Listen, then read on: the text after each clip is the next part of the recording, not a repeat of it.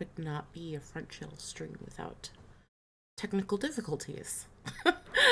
Hey everyone, and welcome back to Front Chill. I am your host tonight, JC. You can find me at JC Hey Me It's You on the interwebs. And tonight we're going to be playing some more Dream Daddy. Picking up on a round 2 and hopefully finding the daddy of my dreams. Before we get started, let's give some shout outs to Nomad, Doomsayer, and Yev, and Backblaze for making all of this possible tonight. Go show them some love on the internet, and if you like what you see here, please hit all the buttons, like and subscribe, all that jazz. Okay, and with that, let us play some Daddy Time. Dream Daddy. Daddy Time, Dream Daddy. It's the same thing, right?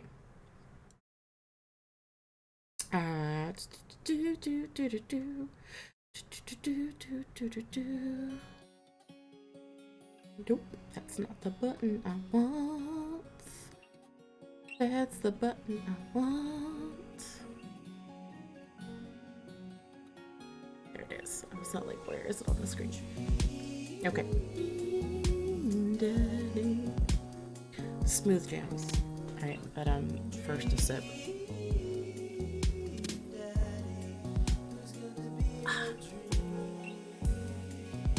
Okay. Continue. Oh,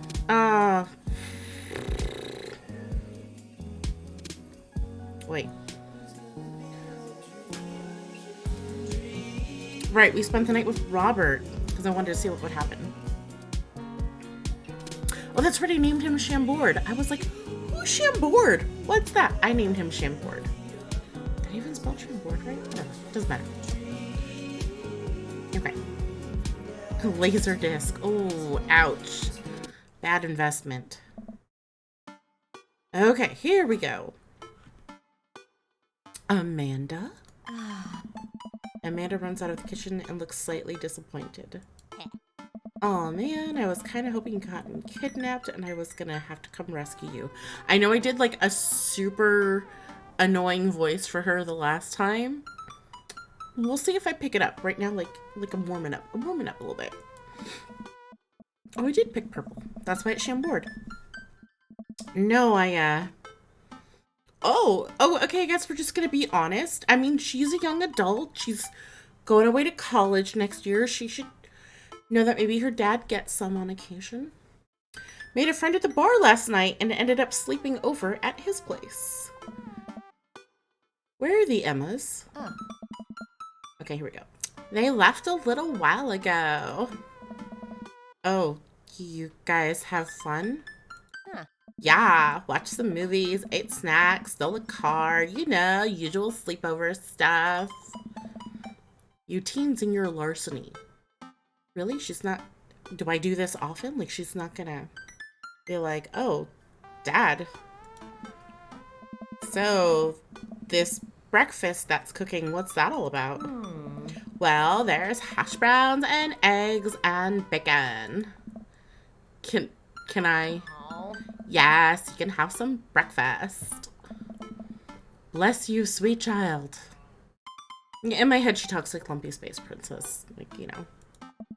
My heart throbs. I gotta do something. My head throbs. I was like, my heart. My head throbs. I gotta do something with this hangover. Breakfast could help.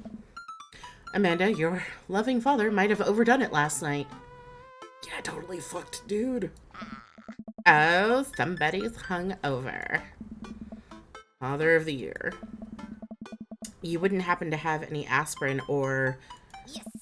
I've got just the thing. Hang on. Amanda runs to the fridge and pulls out a jar of pickles. I think I see where she's going with this. Amanda, what? Hey. Drink this. The pickle juice? Now the question is, how does Amanda know about pickle juice? What does Amanda do in her spare time? Huh? Yep, it's what I used once. Would assume someone would use. I would also assume that it works pretty well Fucking knew it. My child is getting up to no good. I need to be home more often. Although I never tried it before and won't try it, obviously. Who raised you? Amanda Ann. Give her a stern yet resigned side eye. Ooh. Amanda Ann. Who gave you alcohol? Was it one of the various Emmas in your life? Dad. Chill. Amanda, I have never had an ounce of chill in my life, and you should know that by now. You better not be drinking alcohol in this household. Uh-huh. Just drink the juice. Bitch. This better work. I down a sip of the tart juice. No, more than that. Way more than that. No, like, seriously, who's been giving my child alcohol? Hey. I mean, I assume. Watch it, you. I drink more pickle juice and help myself to the delicious breakfast that Amanda has graciously allowed me to partake in. Bitch, I would have just fucking taken the breakfast. Graciously, my ass. After inhaling some hash browns and dunking several pieces of bacon into runny yolk, I'm starting to feel a little bit better. Enabler. Amanda grabs her backpack and keys. Well, I gotta get to class. Don't forget the meeting with Mr. Vega, okay? He said it was important. Love ya. I'll be there. Knock him dead, kiddo. Always do. We do our secret handshake and she's off. Gotta get a little work done at home before I glance at my watch and see it's almost time for the meeting. Hop in the shower, change clothes, and head on my way, still a little hungover. So I'm just gonna let this one slide, apparently. Okay. Sure.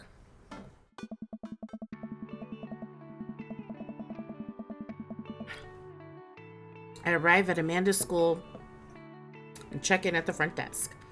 They give me a bright orange visitor sticker and send me on my way. I'm barely awake and feeling pretty haggard, but hopefully nobody will notice. I mean, I guess it's better to drink at some... I don't know. I mean, she probably did it at some random location because she knew better than drink at her own house, though. I check my watch and I'm relieved to see that I am only 2 minutes late. Wait, was it room 103 or 108? I spot a youth standing at his locker and approach him for help. Excuse me, do you know where Mr. Vega's classroom is? Right. The youth turns around and looks me up and down with heavily lined eyes. Come on, kid, I'm late for a meeting. Mr. Who? Mr. Vega. I don't know. Have you tried the exit? Okay, wise guy, you gonna help me or not? Fine. Up those stairs and to the left. Can't miss him. I head up the stairs and walk around, unable to find Mr. Vega's class anywhere. After a couple of minutes of searching, I head back downstairs. That punk youth sent me on a wild goose chase. I get back to where that low-rent Gerard Way, I forgot about that one, is standing, fully ready to give him a piece of my mind, when suddenly a head pops out of the classroom next to his locker.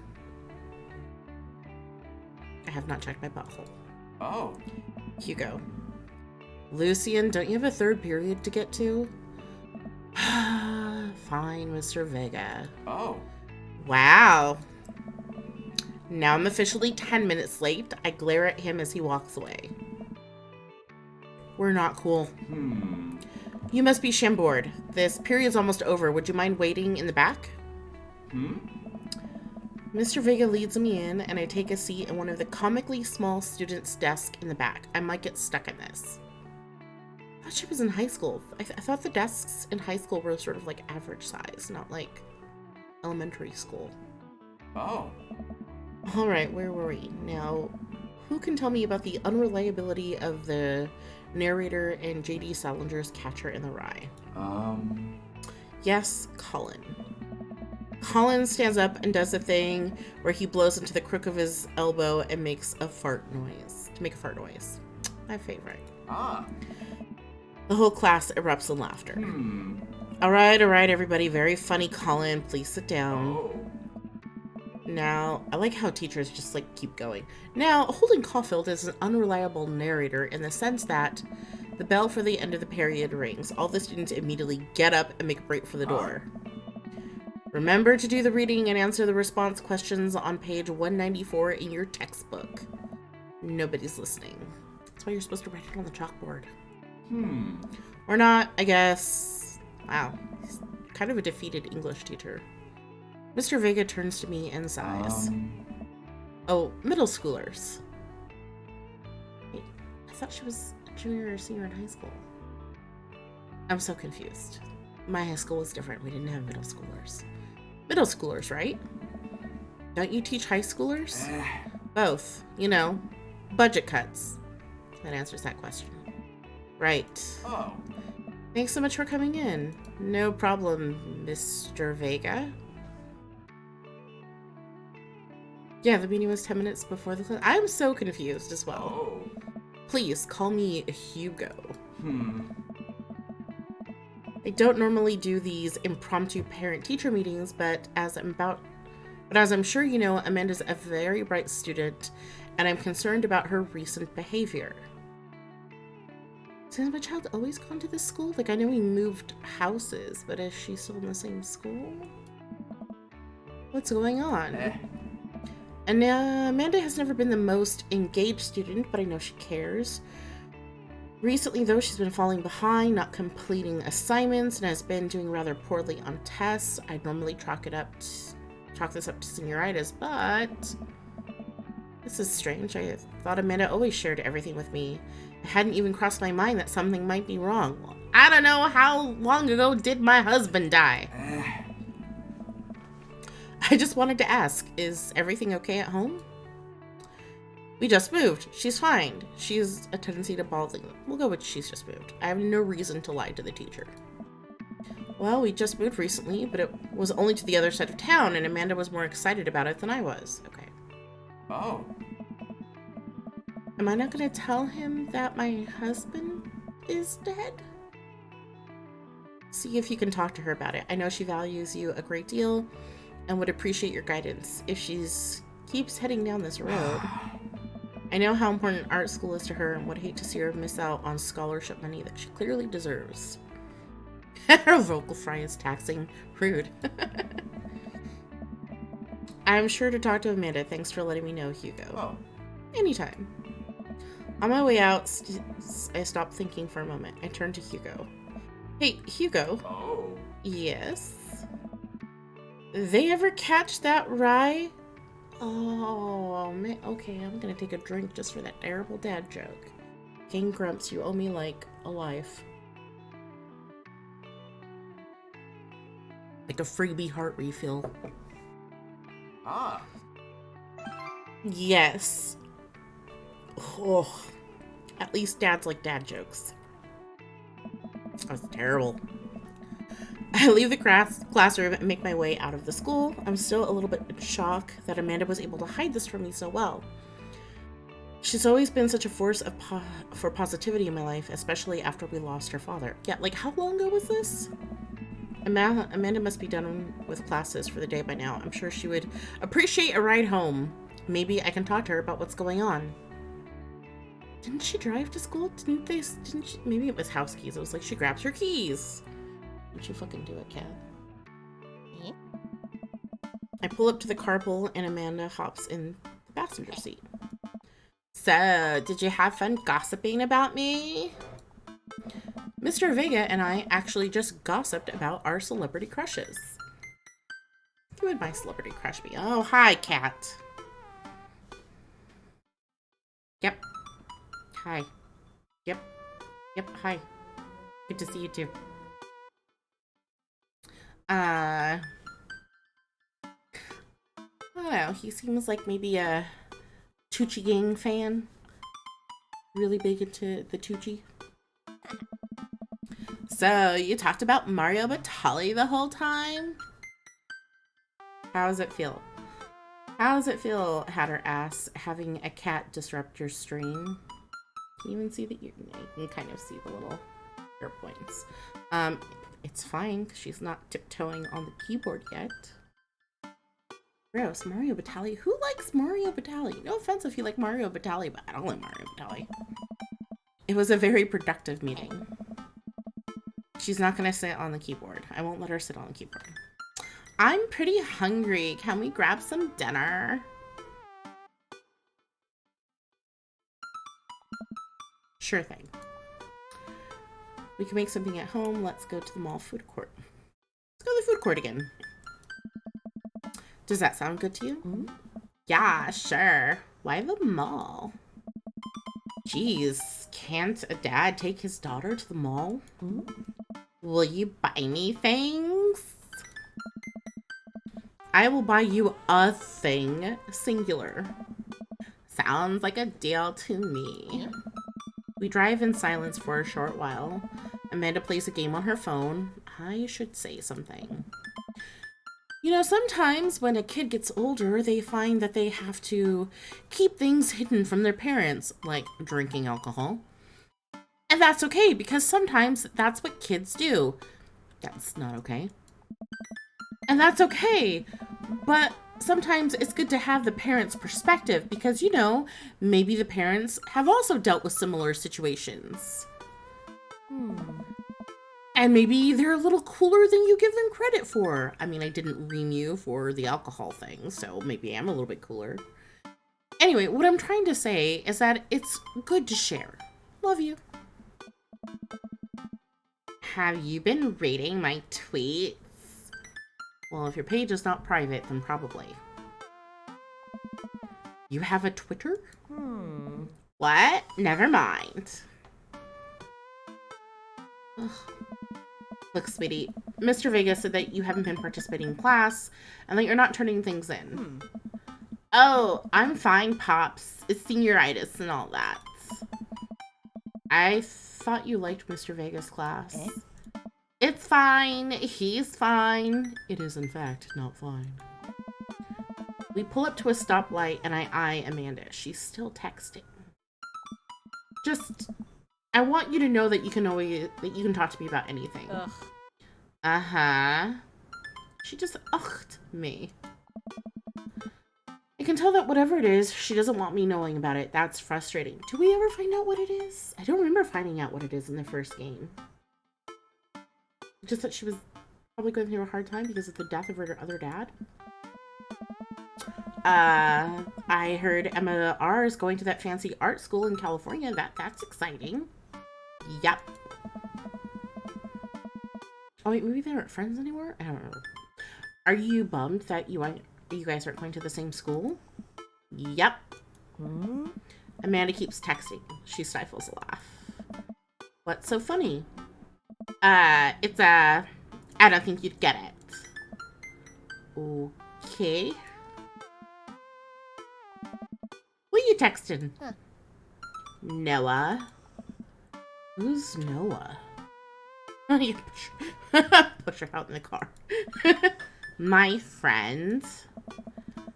Does he go to your school? Yep. Do you like Noah? What? No. Dad. Ugh. I can't believe you would... Dad. I mean, jeez. Why would you... Ugh. Gross. Wow, she's rude. Sorry, just asking. Dad, he's just my friend. Guys and girls can be friends. He's my friend. Okay, well now the lady doth protest too much. Okay. Jeez. This is going well. Oh, it's going so well. Well, good talk. Love you, kiddo. She leans forward and turns up the radio. I guess that conversation is over. To the mall, then. That was painful. We arrive at the mall, a big indoor shopping center with a couple of different floors. Kind of dead, but that doesn't stop mall security guard from yelling at a group of loitering teens. I don't think I've ever been to a mall where they yell at a group of loitering teens, 'cause that's all teens do. They don't have any money. Let's eat something disgusting for dinner. Hell yeah. Language missing. Really? This is something we care about? Heck yeah? Better. We approach the food court and evaluate our options. There's greasy restaurant after greasy restaurant. My heart burns just looking at the menus. I like how that's like supposed to be like, you know, because of heartburn, but like, yeah. Nobody looks happy to be here. They never do. And why should they? They get paid terribly. What are you in the mood for? Bread dipped in sugar, bread with cheese on it, or do you just want me to inject some fat directly into your bloodstream? I extend my hand to her. Would you do me the honor of sharing some nachos? She takes my hand with a grin. It would make me the happiest, cheesiest girl alive. We order a giant pile of chips and a naturally orange cheese from a very unenthusiastic and possibly stoned teenager. We take a seat at a rickety table and dig in. And that's how you know you got the good stuff, though, because they're too stoned to care, so they just throw in all the toppings. Baby. Huh? These are bad. These are very bad. But also strangely delicious. We have to eat through the pain. We enjoy the fluorescent cheesy goodness together until we're all out of nachos. Speaking of nachos, I am 100% looking forward to getting nachos from Fanime again, because it too is sort of a fluorescent orange, and I really enjoy that. Poisonous creature. So, something's been bothering me for a while. Can you explain memes to me? But I really want him to say it. Can you explain memes to me? Which mean all memes. Oh. Amanda sighs deeply and places her head in her hands. Oh. Dad, it's complicated. See, memes are inside jokes shared by a bunch of people that get less funny the more people do it. So the problem is that by the time a meme gets to you, Dad, all us youths have already done the joke to death. What's worse than that is that movies and TV and video games will try to jump in on the meme train. But based on how long it takes to make them, the meme will be long dead by the time it comes out, so it just dates it and isn't funny. Oh shit, what up? Dad. Dad, please. That was a good one. Ah. Anyway, changing the subject. Where to now? Want to go to that goth store? Hot topic. What? You know, the one that's all black and tries to establish itself as anti-establishment despite being the exact representation of the establishment. True stories. I don't know what store you're talking about. You know, the one where you can buy chain wallets and it is basically an assault on what people fought so hard against in the punk and hardcore movements of the 70s and 80s? Dude, you gotta be more specific. The one you threw up in that one time. Oh, that one. Actually, it kind of looks more like a Spencer's than a Hot Topic. Same vibe, so let's be honest. Amanda runs into the store with me trailing behind her. She makes a beeline for the back. Yeah. There it is. You can still see the outline, kinda. I'm so proud. Speech. Amanda. Speech. Speech. Speech. Speech. All right, I'll do it if you stop chanting. Amanda stops immediately. I clear my throat.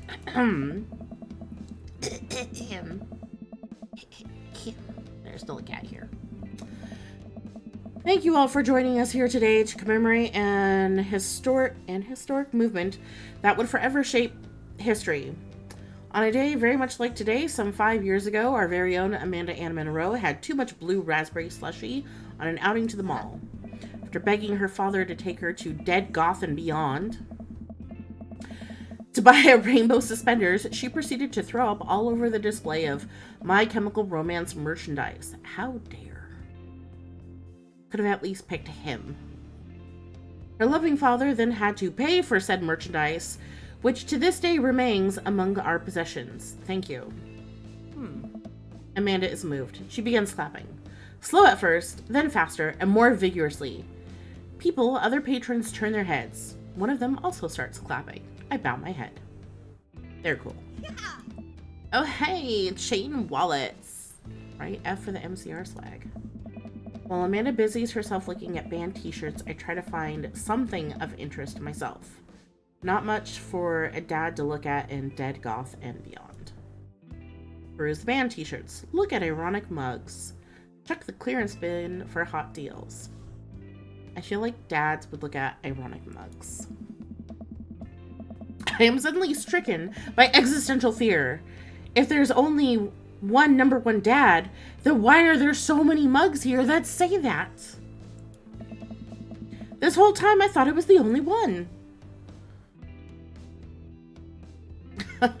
Nice, yes. If I'm not number one, where do I place on the global dad ranking charts? I have work to do. Look, this is very important to me. I overhear a stifled argument over at the cash register. An older gentleman is carrying a garment, showing it to a bored-looking cashier with pink hair. Biggest tie ever. No kidding. I can see that. Don't know what to tell you, dude. I just work here. What? Listen, when I bought this online, the website said that this blouse was Victorian inspired. However, when I received it, it clearly held the trademark of Edwardian dressage. Do you want a coupon? I can give you a coupon. Will you leave me alone if I give you a coupon? Is there a manager present? People have to know what they're buying. I am the manager. I see. Well, it would seem I've outstayed my welcome. Good day, shopkeep. Your superiors will receive a strongly worded letter by post. Also, you're a boomer. Whatever, dude. Why don't you just give him his money back? Did he not have a receipt? The man whirls around and storms out, his literal coattails trailing behind him. I can't tell if they are Victorian inspired or Edwardian in nature. Amanda trots up to me with a t-shirt in her hand. Oh boy, here it comes. It's a true story. That cashier was my life. Oh no. Hey, Dadtron 5000. Yes, I'll buy it for you. Wow, that was easy. Thanks. At least it's only one this time. Amanda plops the shirt onto the counter and grins at the cashier. I love your hair.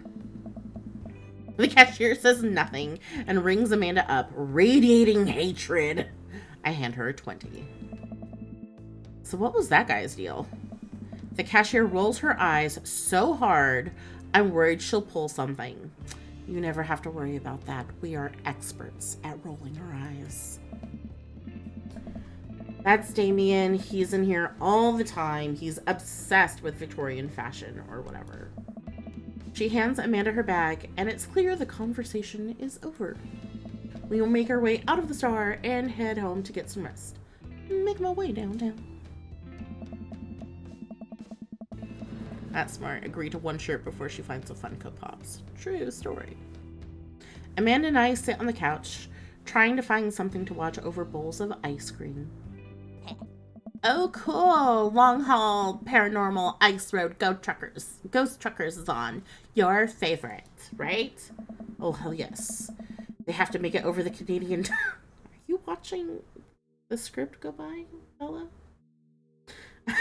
They have to make it over the Canadian tundra before the ice road melts, but they're also hunting ghosts. Can you look over there? Look over there. Thank you. Huh. Also, the trucks are haunted. I really want to see this show. Ghost truckers. This is an episode I've already seen, but it's one of the best. Callum and Flint Dogbone, the twin brother truck driving and ghost hunting duo, find themselves in the greatest peril yet. Oh no, the ghost had got control of the truck. Oh right, because it was like, I can't steer them there and on them damn ice roads. Let me use this EVP meter to try and communicate with the spirits. Flint, we're about to die! Ah, almost got it. If you listen carefully, it sounds like it's saying, you're gonna die. That's because we're about to die, you. This is art. The episode ends, and Amanda excuses herself to go and start arguments on the internet, as a teenager should. I stay up a little longer, curious about the exploits of Callum and Flint Dogbone after their disastrous ice road accident. Afterward, I crawl into bed and get a good night's sleep. Woo. Are the goats hunted? Are the goats hunted? Haunted? Are the goats haunted? Now for you. Sleeping.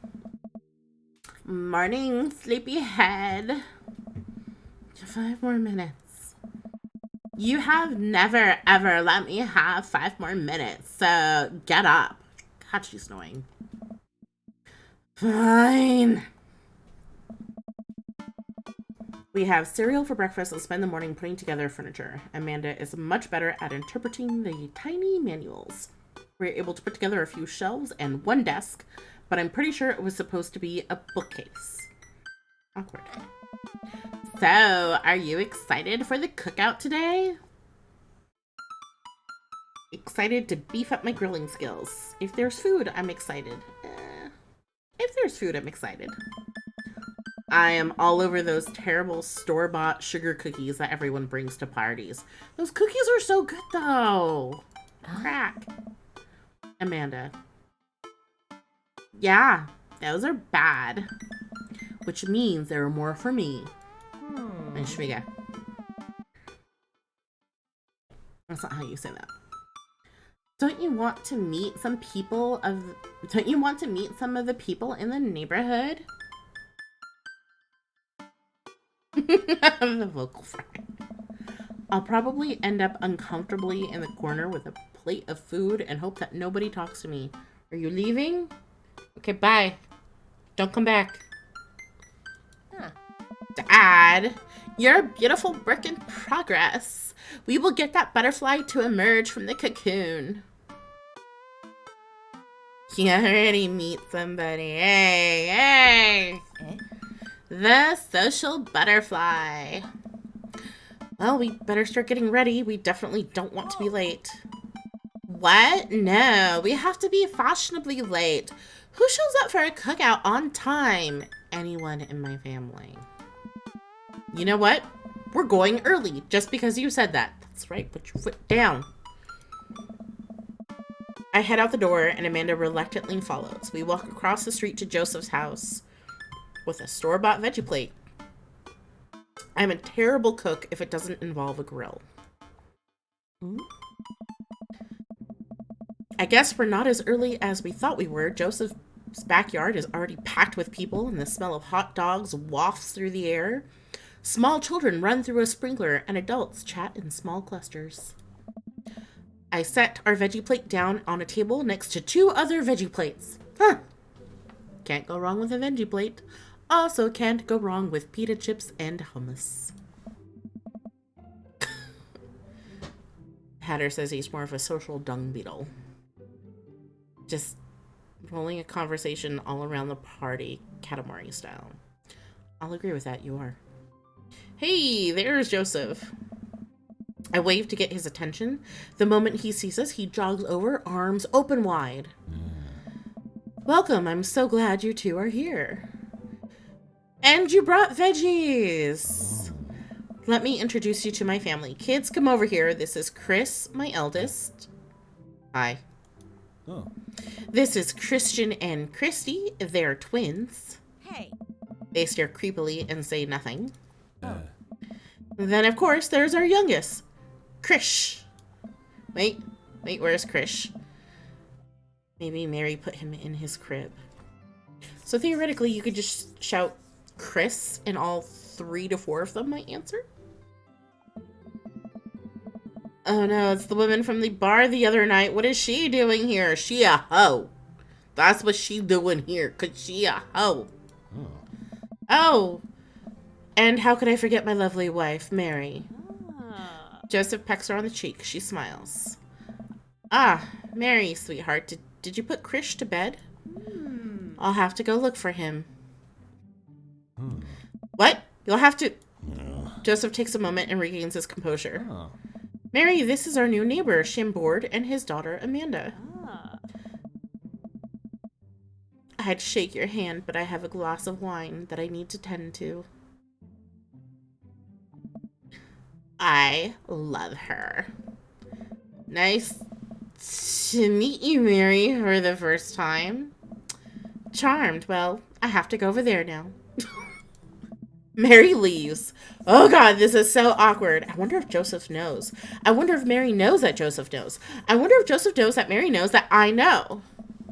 It takes all of my energy not to run away from the barbecue and start fresh in a new city. That's tempting. My wife has a wonderful sense of humor. But please, you two enjoy the barbecue. All the guys are really excited to meet you. Oh. Have they heard things? Because I'm pretty awesome. Amanda and I mill around and try some of the food spread out on the table. I pick at some deviled eggs. Amanda grabs a small paper plate and immediately begins piling with baked goods. I don't want to have to make new friends. Dad. Hatter says, or worse, everybody knows and doesn't say anything, which is probably what's going on. Come on, Dad. Who are you going to party with when I go off to school? The guy that I stayed the night's house at the other night? You didn't really seem to care? Even though you're not doing well in school because your dad probably died? But go figure. But I don't want to have to do pleasantries. What's the parties? Dad. Oh, they're going to talk about the weather. Oh. Go. Do it. Make a friend. How could I possibly abandon my only child at a social function? That's bad parenting. This plate of cookies is my new dad. Bye. Amanda shoves me into the center of the yard. Well, here goes nothing. I look around the party and am surprised to see some familiar faces. Isn't that the barista from the coffee spoon? Oh, dang, Robert's here. Eek. Did the guy throw a frisbee at my head? Isn't that the guy who was throwing a fit in Dead Gotham Beyond? Isn't that Amanda's teacher? Hey, I know Craig. But wait a second. All of these people live in our cul-de-sac? That can't be right. I'd better investigate. Talk to Robert and Brian. Talk to Matt, Hugo, Craig. Talk to Just Burger Time.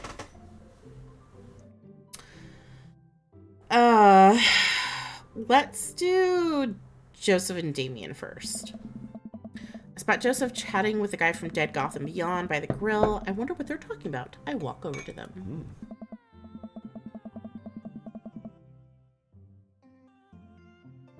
So I'm curious, can you walk me through why you had your house painted black? Where do I even start? The house stays warmer in the winter. It provides an artistic contrast to the rest of the neighborhood, and it complements the crimson interior perfectly. It's definitely an interesting choice. Oh. Thank you. I'm very proud of my abode. Oh. Chambord, I was just having a conversation with Damien here about his aesthetic design decisions. Damien regards me up and down with a warm but critical eye. How do you do? I don't believe I've had the pleasure. I think I saw you at Dead Gotham Beyond the other day. Damien's face turns bright red. must apologize for my behavior on that day. You see, I take the goth lifestyle very seriously, and to be caught in a ruse by such corporations as Dead Goth and Beyond was profoundly frustrating indeed. Huh. I hope you know that while my anger may have been justified, it was in no such way for a gentleman to act. It's okay, ma'am. Do tell me about yourself. Are you new to the area? Yes, my daughter and I just moved in the other day. She was the one I took to Dad Goth and Beyond. Oh. Very good taste on her part. Does she partake in the goth lifestyle? I think for a second. Look over to Amanda, who's hanging out with some of the older kids in the neighborhood. What? Hey, Amanda, would you consider yourself goth? Amanda yells back. I wouldn't necessarily try to fall under any one specific label, but I guess if I had to choose, I would describe myself as twee hipster with some normcore leanings. As a note, twee is making a comeback. And I'm actually okay with that. Bats are cool, though. Ah, pity. Huh? Are you enjoying the party so far? Oh, definitely. Thanks so much for putting this on. It's nice to be in a cul-de-sac where everyone is so friendly and welcoming and will bang you on the first night they meet you. Hey. Amanda walks up to the conversation. I also like The Lost Boys a lot. Really good movie. Does that count as goth? Oh. That it would, my dear. I don't believe we've had the pleasure of meeting. Damien Bloodmarch at your service. Damien finishes his sentence with a flourish and a bow, producing a single rose and offering it to Amanda. How fancy. Huh. Amanda blushes and returns the gesture with a curtsy. My, do you know how to treat a lady? I don't think I could. I wish I could do like an echo effect. Hello, hello, Amanda. Seemingly out of nowhere, Joseph twins appear. Are they speaking in unison? Hey! Won't you come play with us?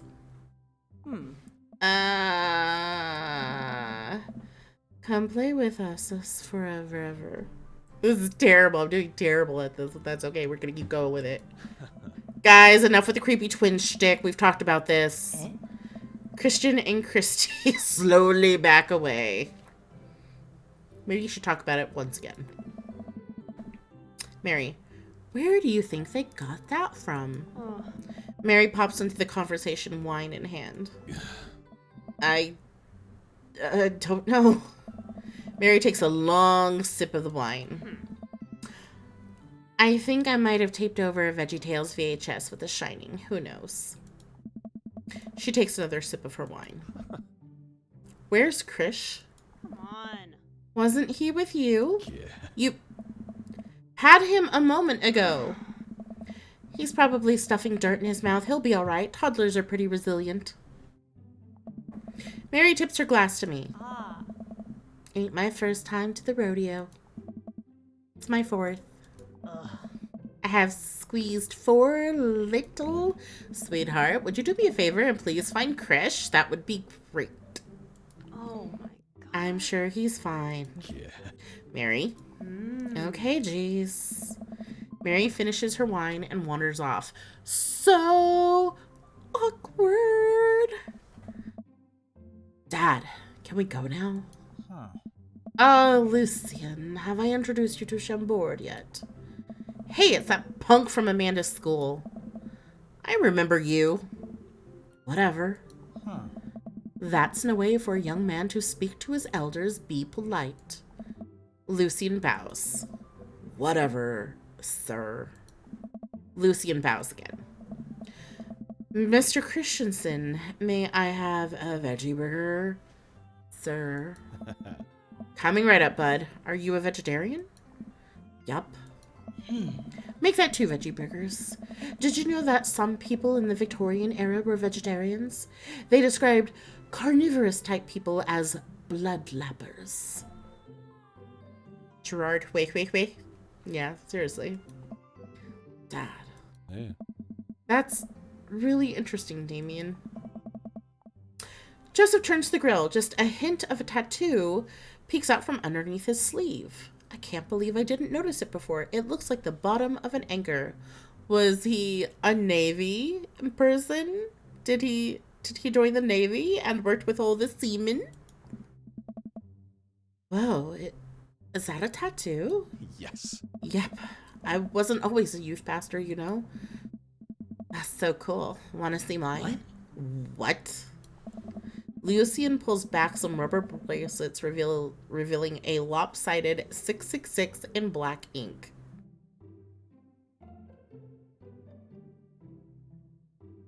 So awkward. My buddy gave me a stick and poke tattoo last week. I think it's healing up pretty good.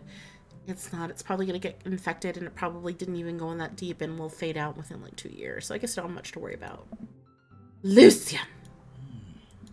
We'll talk about this later. Yeah. That's pretty cool. What's the significance of the tattoo? You should drop it, Joseph.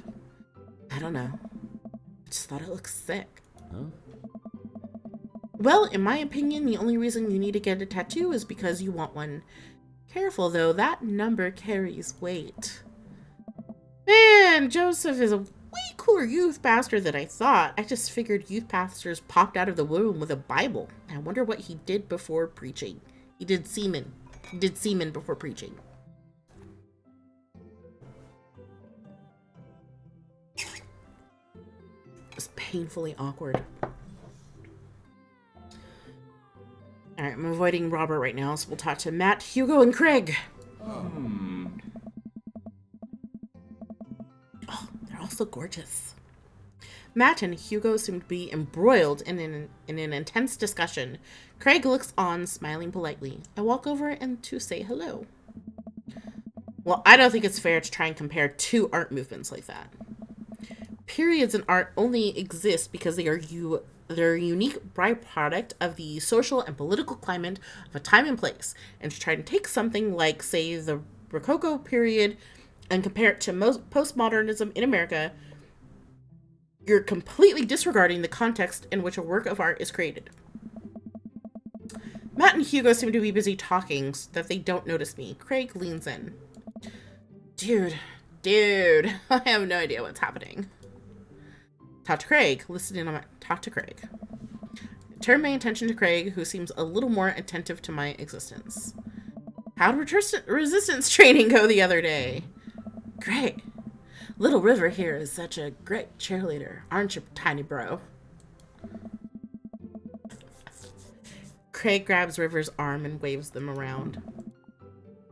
You can do it, Dad. I'm so proud of you. I'm so sorry for pooping on you. She must be a handful at that age. Oh, nice. They always are, but it's so worth it. Craig grabs River's arms again and waves them around. Also, I'm sorry for throwing up on you, Dad. How you settling in? Settling? Almost done. The new place is perfect. I never get too grown. Almost done.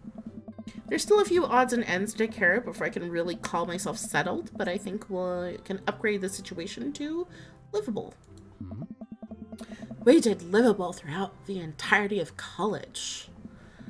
Yeah, my goal was for Amanda to live in the sort of life that didn't involve eating spoonfuls of ranch dressing as a palate cleanser between different types of pizza.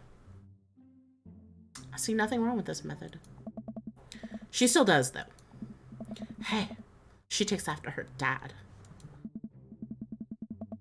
Chambord, how are you liking the neighborhood? It's pretty nice. Everyone's been super friendly.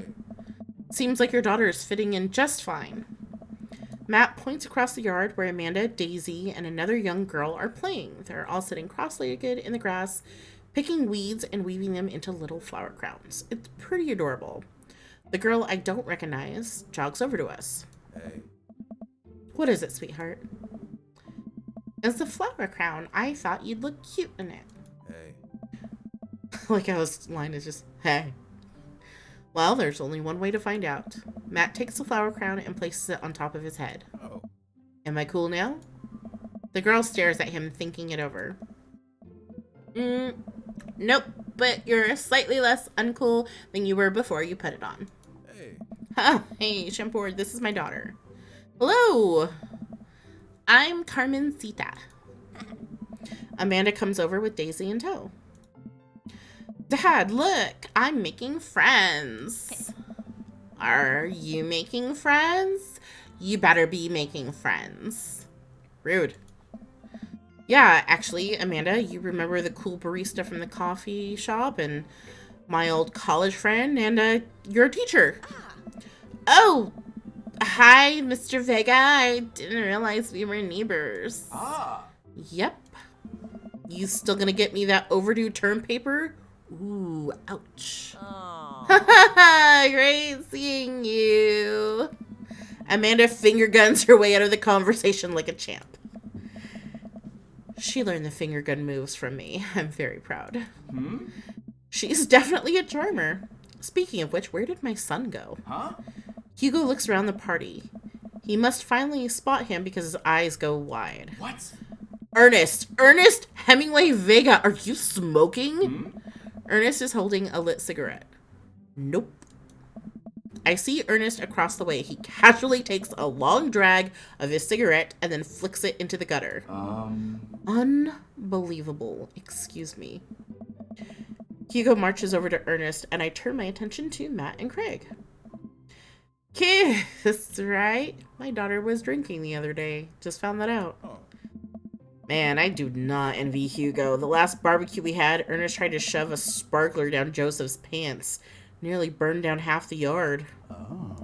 And the barbecue we had before that, he actually burned down half the yard. And then it spread onto my lawn and burned down half my yard too. Hugo walks back over to us, practically dragging Ernest behind him. Hey everybody, sorry about that. Shimboard, this is my son, Ernest. Hello. Ernest looks away, sulking, his hands shoved deep in his pockets. Ernest. Hugo nudges him impatiently. Hey. Nice to meet you, Ernest. What grade are you in? Does it matter? Oh. Ernest. Okay. I'm in 8th grade. 8th grade. God, are you happy now? I'm sure you were just dying to know. Yeah, good for you. Can I go now? I'm tired of talking to old dudes who blame my generation for the failing economy. Ouch. Ernest! Oh yeah, because I'm totally embarrassing you. Ernest puts earbuds in and storms off to stand in the corner. Well, that was certainly something. He seems nice. Hugo puts his head in his hands and sighs. I'm so sorry. He's having a really rough time. As much as I want to be the cool dad, I have to be the authoritarian dad, and he clearly resents me for it. Do we find out why his son is such a dick? I mean, I think as a dad and a teacher, that's about as Oh, Craig is talking. I mean, as a dad and a teacher, that's about as authoritarian as you can get. Honestly, are any of us cool dads? Is it even possible to be a cool dad? What? I'm as cool as a cucumber. See that right there? You can't say that. My kids think I'm cool. But for how long, Craig? How long do we get to be the cool dads? I don't know. I think we just have to accept the fact that as dads, we'll never become the machine we once raged against, and accept our fate to unironically wear socks with sandals. Your kids may think you're cool now, but the moment they hit puberty, you're doomed. Remember the old Ozzy Osbourne show? And how his kids thought he was so cringe? And albeit watching the show, Ozzy was pretty cringe, but he was still like the king of metal, and so he was still like the coolest dad that you could ever possibly have. So I think it's pretty factual to say that it doesn't matter who you are, your kid's never going to think you're cool. Amanda's 18 and she still thinks I'm cool. I yell across the yard to my daughter, because this is so cool. Amanda, I'm cool, right? Amanda just laughs. She keeps laughing. I see your point. Um, As much as we all want it, I don't think it's as important to be a cool dad as it is to be a good dad. We can't all be best friends with our kids. It just doesn't work. I mean, look at me and Ernest. Our job as parents is to make sure that our kids turn out okay. I think a few of you actually are struggling with this. Yeah, you're right, but it'd be nice to have it both ways. Hearing these guys talk about this makes me think of my relationship with Amanda. We get along so well, but there might come a time when it won't be like that. Is college when that happens? Sometimes. Don't let us eat up your time, Shambord. Go meet some of the other people around the neighborhood. Robert and Brian. I walk over to Robert and Brian, who are chatting over drinks, determined not to be weird about what happened last night. I hope Robert feels the same. Hey, guys. Shambord, how the heck are ya? Settling into the neighborhood, all right? Oh, you betcha. Got the living room in order, at least. It's great to hear. I've been doing some living room work as well. Finally got the 50-inch in there. The game's gonna look great in high def. Oh, boy. Shambord, have you met Robert yet? Oh, yes. Yes, I have. Yes, I believe we met briefly. Hey. Robert takes a long sip of whiskey. Robert robotically extends a hand. I shake it as he stares unblinkingly into my eyes. Oh God, what does it mean? How's it going? It's good. Robert focuses on the whiskey he's holding. He takes a long sip. Great, look at my friends becoming friends. Us dads gotta stick together, you know? Us dads? Robert has a kid? Oh, I didn't know you had kids. Hey. Robert continues to stare at me. Jesus, does this guy ever blink? Yep. Cool, that's cool. We stand in an incredibly uncomfortable silence for several moments until... We gotta get off this haunted truck. Oh no, the ghosts lock the doors. Daisy and Amanda run up to us, thank God. Quick, hit the emergency escape button. But trucks... Oh, sorry, that's Daisy. But trucks don't have emergency escape buttons. Then hit the brake, I guess. And then we'll get out of the truck. Oh. The imaginary truck. The imaginary truck. Anyway, we're safe from the ghosts. But however will we survive this Arctic tundra? Daisy, you might have to eat me. Are you prepared to do that? Whoa, whoa, whoa. I mean, this game's getting a little intense now. I'm prepared to do anything to survive. That's cold-blooded. I like that. Although I'm not sure I have the materials required to properly cook you. Wait a second, are you guys playing Long Haul Ice Road Paranormal Ghost Truckers? Yeah! Amanda and I love that show. It's the best, especially the episode where Callum hides Flint's keys and Flint retaliates by breaking in an ancient cursed urn, sending the spirit after him.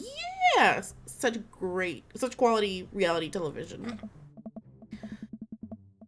Alright, Daisy, I found us a couple of bugs. They're gonna make a great meal. Lots of protein, gonna keep us from starving out here in this harsh, icy wasteland.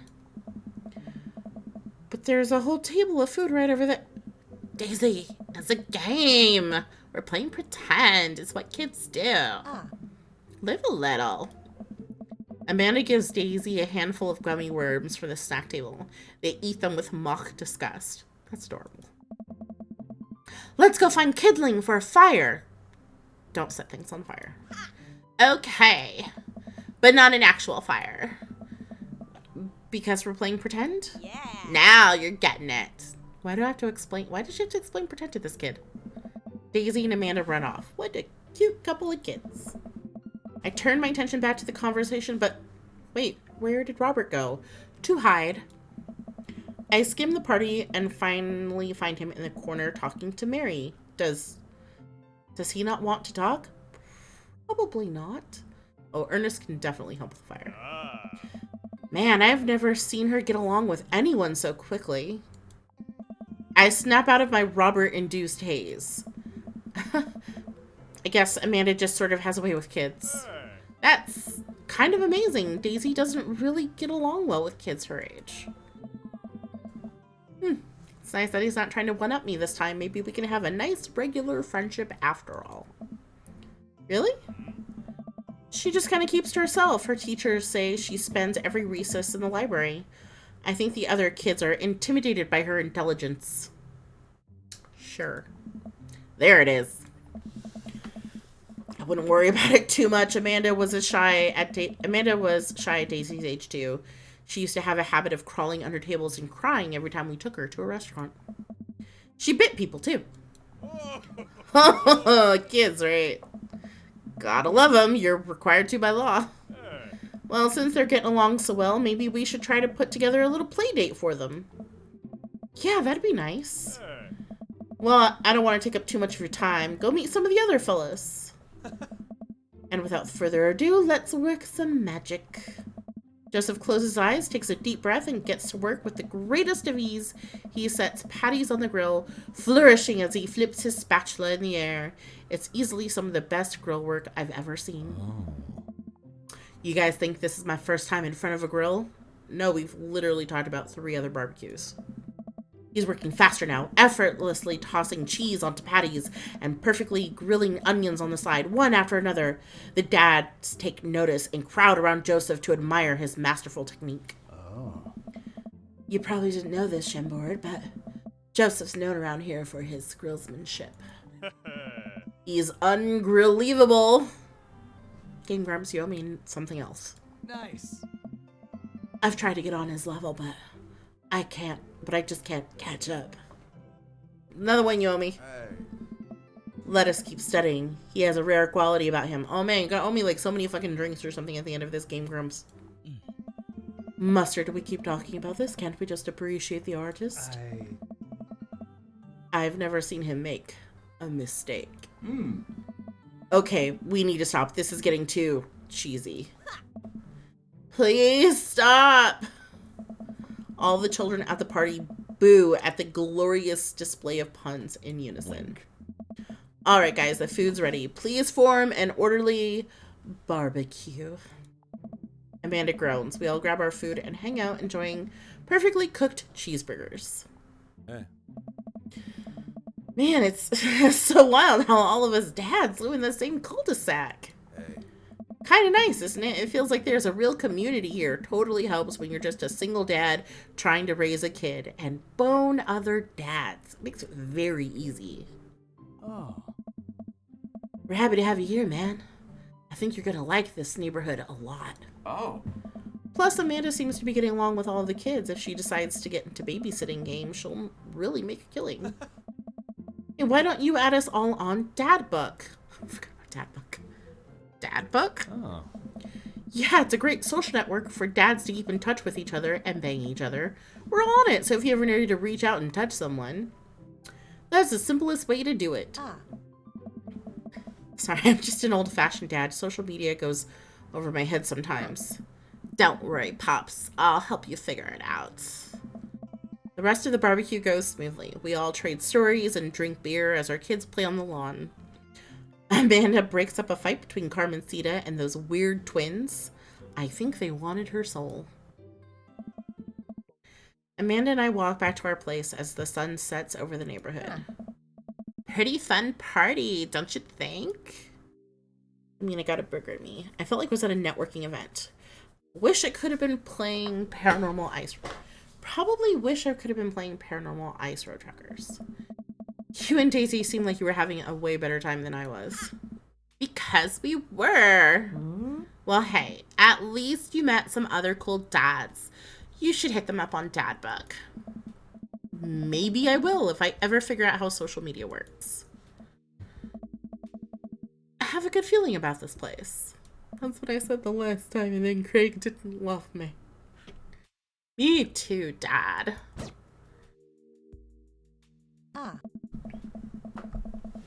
Amanda and I arrive home with the remnants of our veggie plate. Seems like nobody was really into the cauliflower. Why do they put cauliflower? I mean, like, it's a cruciferous vegetable that probably is hardy, kind of like the carrots and the broccoli, so it doesn't get like all wilty and gross, like if you were to put like cucumbers in there. But nobody really ever eats it. It's always the last vegetable there. Like, nobody really likes cauliflower. Like, stop putting it in veggie plates. Any big plans for this evening? Actually, yeah, I'm going out with some friends. Oh? Is that okay?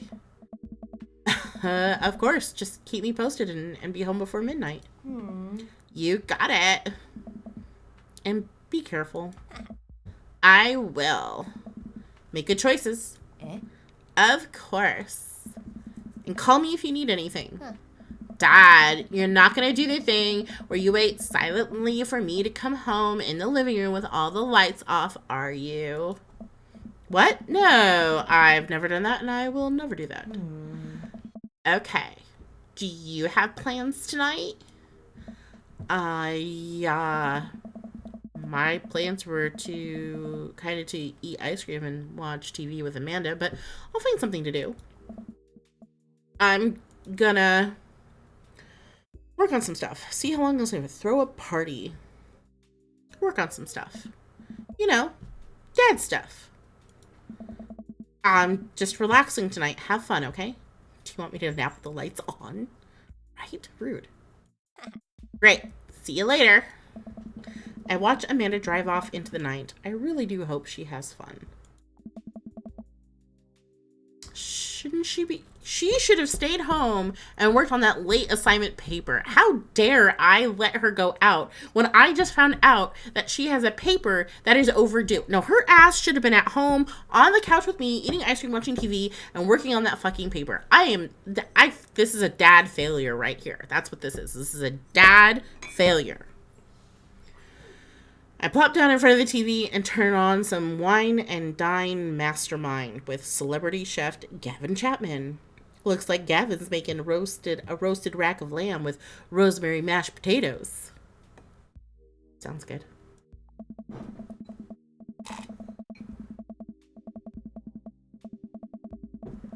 I'd love to be able to cook like that. Although I think if I was actually good at cooking, I'd use my powers for evil. Like just making baked Alaskas all day instead of any food with real nutritional substance. I'm sure there's a niche place to make for people who just want baked Alaskas all day. It's fine. Man, Gavin Chapman just caught that thing on fire, but he meant to do it. What a professional. You're actually supposed to light it on fire. That's part of the fun of a baked Alaska. I lose track of time as I blaze through several episodes of Wine and Dine Mastermind, and also one episode of some cooking show called Meat Hell. I'm not even sure what that one was about. It was just a lot of yelling. I glance at my watch. Man, it's almost midnight.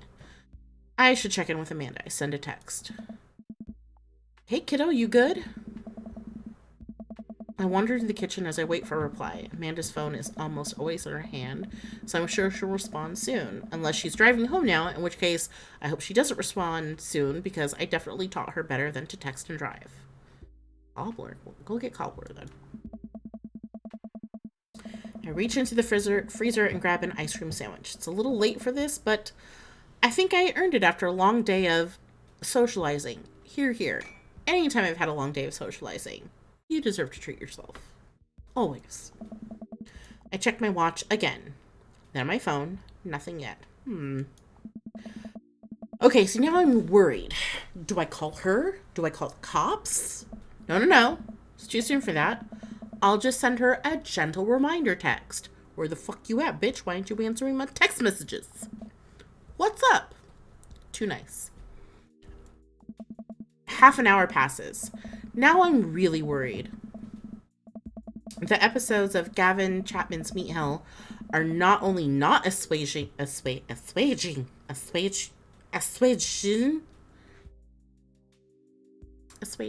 my anxiety, but possibly exacerbating it with all the yelling. So I keep pacing around the house, waiting for her to come back. Why didn't I find out where she was going? Why didn't you? Who was even with her? Why didn't you ask? Why don't I know any of her friends' phone numbers? It's a little far, but maybe she knows the parents' phone numbers. Why don't I even know any of her friends' full names? Also true. Like, come on, Dad. Who is Emma P? I decide to send her another text. No. This is when you start calling. It's been half an hour. You call. Amanda, please text me and let me know you're okay. I can't help but think of all the awful things that could have happened to her. Oh, thank God it's her. Amanda opens the door and shuffles in. Finally, she's back at home. I'm glad she's okay. Does she look drunk to you? Does she look high to you? I think she might be drunk or high. Sup? Sweetie, thank God you're safe. No. Don't be nice, Trish. You just get in there and you yell. Yap. But now that I know she's okay, I'm really mad. Why didn't you answer my text? Amanda pulls her phone out of her pocket. Oh, whoops. I guess I didn't see those. She starts to walk to her room. Amanda Ann. Whoa, we're pulling out the middle name now? Amanda, you came home an hour and a half after your curfew and you didn't respond to any of my texts. You really freaked me out. I was about to call the cops. Dad, you're seriously overreacting. You're not going to be like this when I go off to school, are you? No, because you will be at school and I won't give a shit. But right now you were in my home and I give a shit. I don't like your attitude. I have a right to be... I don't like your attitude. You can't talk to me like that. Are you serious? Stop treating me like I'm a child. Well, then respect my decisions as an adult and get your ass home on time. Then stop acting like one. I told you to check in with me and you didn't. See? Yep, that's... Don't act like a child. I won't treat you like one. How am I supposed to trust you to make good choices when you move out if you can't even check in with me? I sit down on the couch and put my head in my hands. I feel very tired all of a sudden. You really scared me. Just... Please don't do that again. Oh, no. She should be grounded. All right. I'm gonna go to bed now. You should have grounded her ass. Amanda closes the door to her room, and I head to mine. Jeez. As I'm falling asleep, one thing she said keeps echoing in my mind. You're not gonna be like this when I go off to school, are you? No, I'm not. The ice cream sandwich was too much. Definitely didn't sleep well last night. I brewed some strong coffee and make some scrambled eggs for Amanda as a peace offering. I don't need the peace offering here. No. I was in line. She was out of line. She should be making me eggs. She eventually wanders into the kitchen. Hey. I thought about what you said last night. I should have texted you. I was gonna do it and didn't. I honestly just didn't even think. Oh, I said I was gonna do it and I didn't. I honestly just didn't even think about it. Rude. I'm really sorry, Pops. I won't do it again. Well, I'm sorry for freaking out on you. Nope. I trust you to make good choices. We're just gonna go with good. Yeah, now I'm mad. Alright.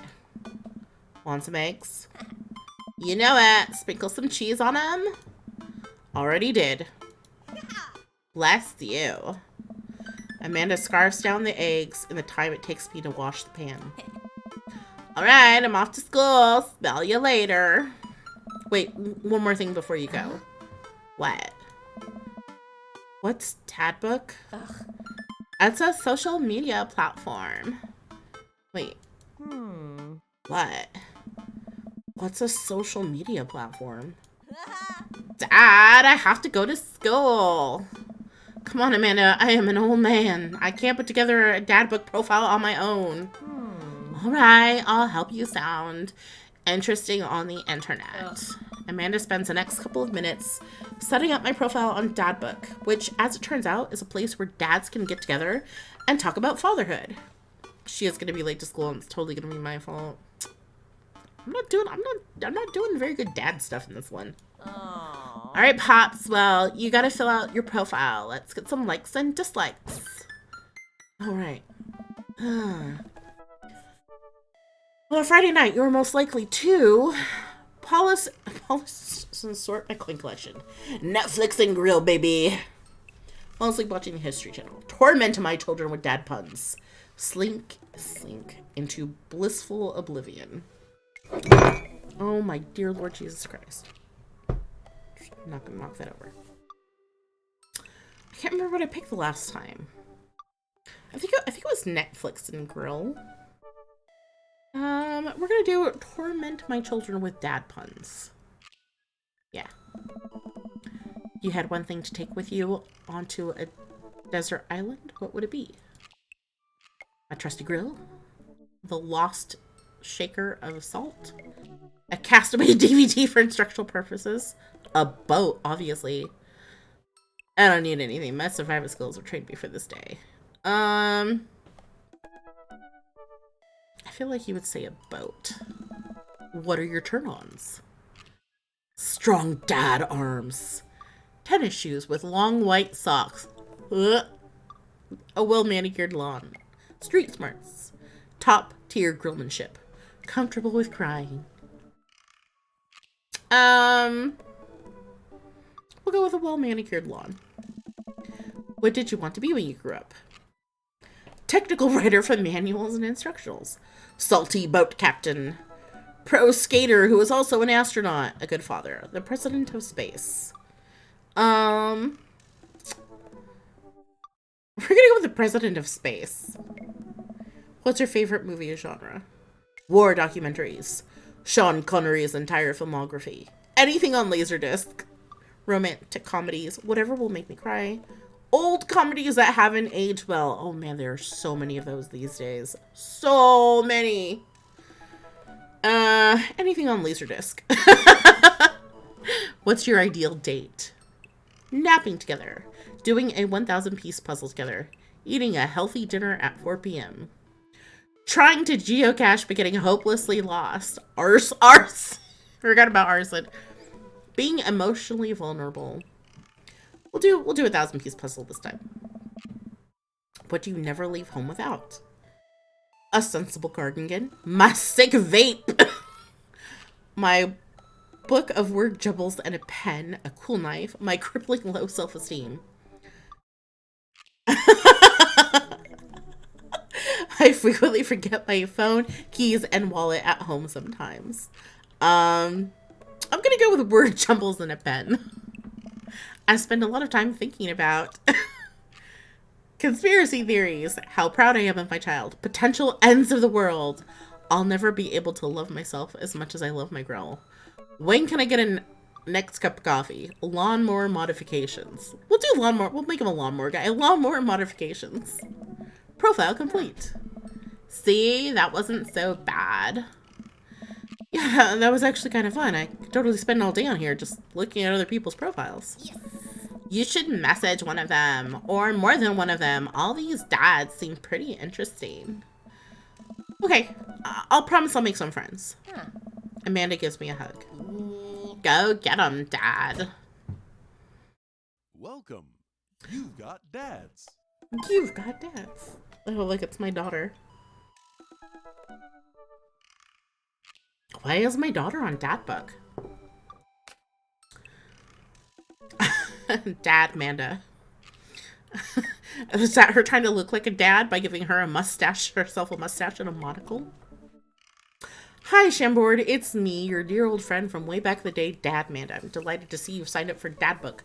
They've recently added this exciting new messenger service, so you may find yourself receiving messages from other dads like myself. Take care not to miss them. Demanda. I keep saying Dad Manda. No, it is Dad Manda. No, it should have been Demanda, though. I can't text you. Let's see. Let's start with Matt. Matt seems cool. He was the other guy I really liked. I mean, I like coffee, so this works out well. Music enthusiast, passionate coffee drinker. You can find me most days selling bean juice over at the Coffee Spoon or hanging out at the park with my amazing daughter. Hit me up about 80s no-wave music. Is that upon a new wave music? Or is there actually something called no wave music? Friday night, you're most likely to perfect my cold brew setup. One drip at a time, baby. Oh, that is actually the key to my heart. If you had one thing to take with you on a desert island, what would it be? Fine-tuned to pass the days away. Do you play guitar? What are your turn-ons? Multi-instrumentalism. Nice. What did you want to be when you grew up? A barista, weirdly enough. Messaged him.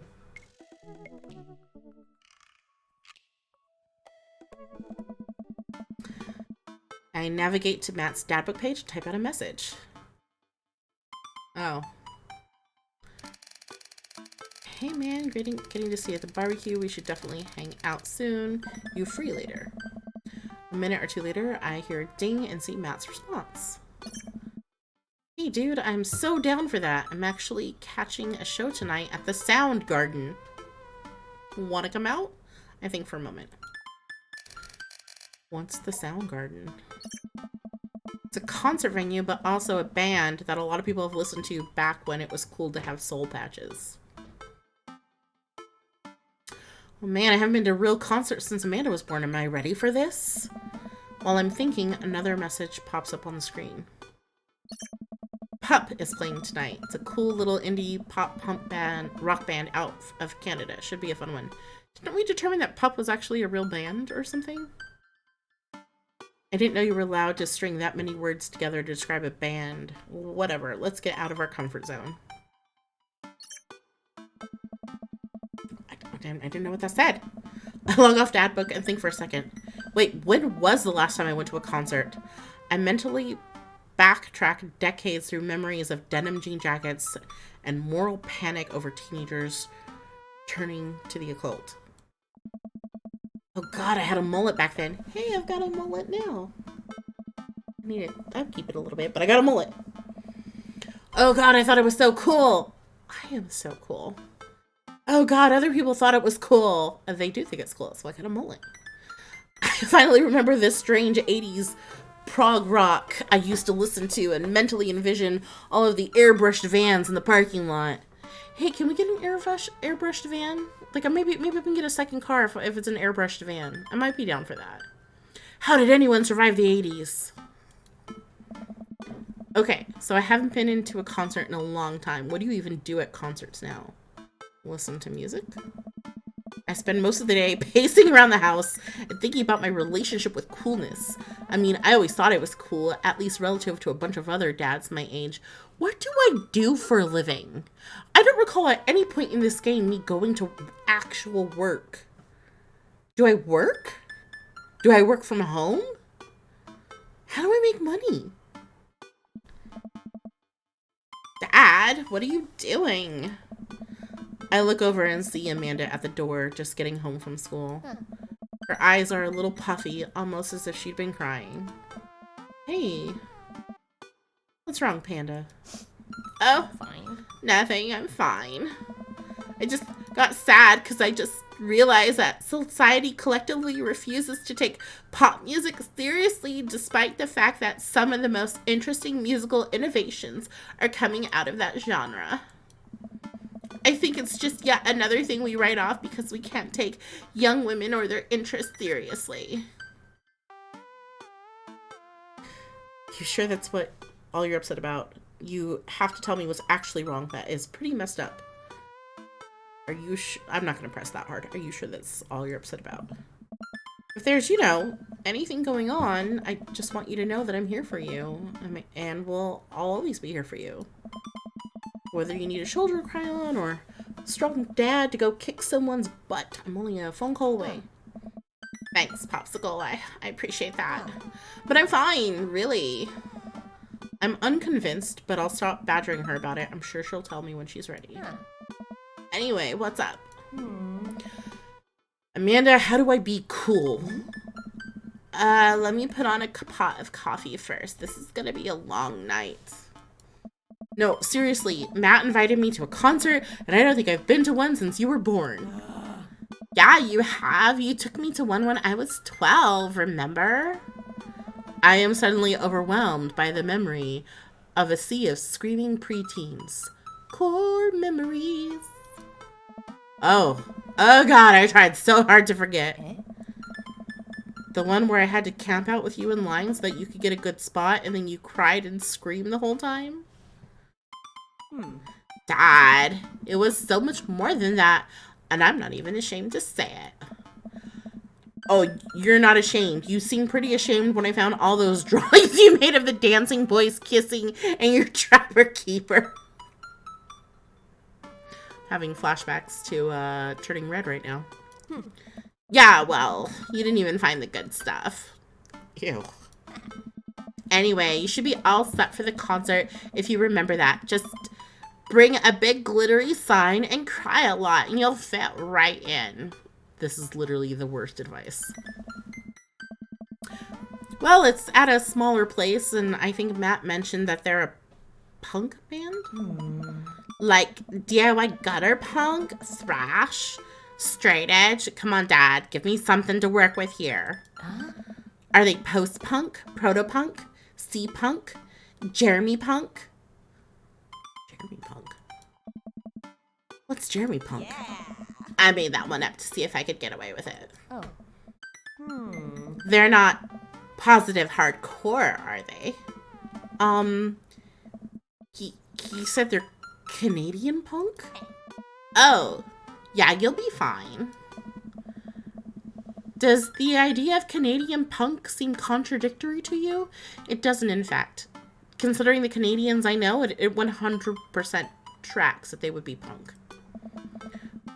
I don't see friendship and politeness as core tenets of the punk scene. I mean, they're polite, but they're also, like, direct. Well, punk is kind of a big genre, and that might not be as dangerous as you think it is.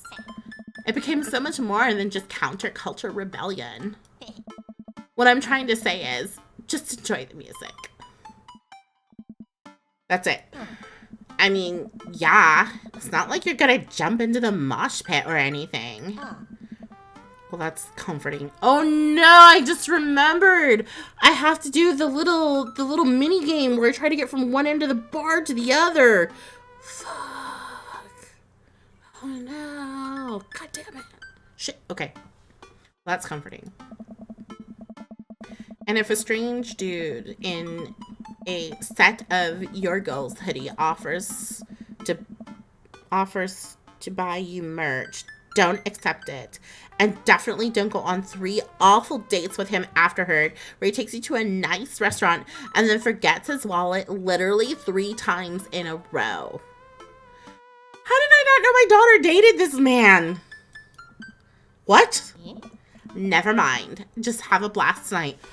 What kind of social life? First I found out she's been drinking, and now I found out that she went on some date with some dude that basically like had her pay for the date, and she's falling behind in her classes, and she doesn't want to talk about it. And then I let her just like go, even though I knew she had a term paper overdue, and she comes home an hour and a half late. I am not doing good here, people. I need to be a better dad. Where are my better dad choices? Ugh. She is living her best life. I know, it's terrible. I show up to the Coffee Spoon at 8 in what I hope is a concert-appropriate attire. I see Matt out front, locking the door to the shop. Hey, you made it. Ready for tonight? Now, let me tell you something about working in a coffee shop. I don't care how good you look. I don't care how good you dress. If that man worked all day in that coffee shop and we are about to go to a concert, that man reeks of coffee. Like, that coffee smell just gets into your clothing and seeps in there, and that man's been working all day. That man, and it's not like a good smell, it is like a gross old dirty coffee smell. That man smell kind of funky. I'm telling you right now, someone who used to work at a coffee shop, he smell funky. Dream Daddy 2, better dad choices for real though. Hey, you made it. Ready for tonight? Yeah, well, it's been a while. Yes, of course. I know what I'm talking about. Ready? Well, we'll be honest. Well, it's been a while. Oh, man, I gotta admit, I haven't been to a real concert since Pet Rocks were cool. I have no idea what I'm in for.